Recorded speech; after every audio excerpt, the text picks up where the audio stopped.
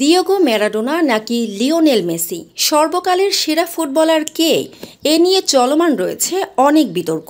তবে ২০২২ বিশ্বকাপের পর এই দুই আর্জেন্টাইন কিংবদন্তি ফুটবলারকে নিয়ে আলোচনা পায় নতুন মাত্রা।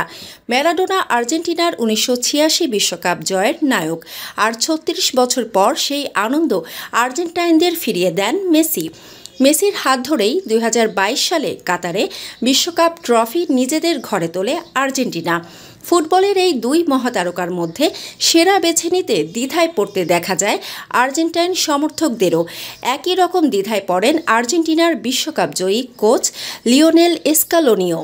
তবে শেষ পর্যন্ত দুজনের মধ্যে মেসিকেই বেছে নেন আর্জেন্টাইন কোচ। স্প্যানিশ সাংবাদিক ও ইউটিউবার চিরো লোপেজকে এর ব্যাখ্যাও দেন স্কালোনি বলেন, আমি লিওর মেসি পক্ষে থাকব। আমি তাকে দেখেছি এবং জানি সে কেমন। আসলে তাদের মধ্যে তুলনা করা ঠিক নয়, কারণ আপনাকে মূলত তাদের খেলা উপভোগ করতে হবে। আমি নিশ্চিত তাদের যে কেউই ৭০-এর, ৮০-র বা ৯০-এর দশকে খেলতে পারত এবং এ সময়ও খেলতে পারে, কারণ ভালো খেলোয়াড় সবসময় ভালো খেলোয়াড়। দলের প্রতি মেসির নিবেদনের দৃষ্টান্ত তুলে ধরে স্কালোনি বলেন, সবাই একরকম না, ফুটবলের দিক থেকে তারা দুজনই প্রতিভাবান। তবে তাদের ব্যক্তিত্ব আলাদা, নিজেদের মতো করে তারা দুজনই নেতা।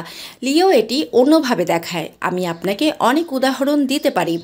কলম্বিয়ার বিপক্ষে ২০২১ কোপা আমেরিকায় তার পেশিতে সমস্যা হচ্ছিল। সে ড্রেসিং রুমে এসে ফিজিওর কাছ থেকে মালিশ করিয়ে নেয়। পরে সে এমনভাবে মাঠে ফিরে যায় যেন কিছুই হয়নি। এরপর স্কালোনি ফিরে যান ১৯৯৩ সালে ম্যারাডোনার নিউওয়েলস ওল্ড বয়েজ ক্লাবে আগমনের মুহূর্তে তাকে ম্যারাডোনা স্বাগত জানাতে যুব দলের সবাই মিলে বিখ্যাত সেই পতাকা উন্মোচনের অনুষ্ঠান করেছিল। একটি ছবি আছে যেখানে আমি তার পাশে দাঁড়িয়ে আছি। আমাদের জন্য তাকে অনুশীলন করতে দেখতে যাওয়াটাই ছিল অসাধারণ এক অভিজ্ঞতা।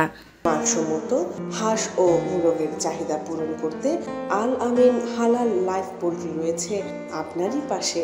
আমরা হাঁস, মোরগ, কবুতর, কোয়েল, টার্কি ও খরগোশ পাইকারি মূল্যে বিক্রয় করি।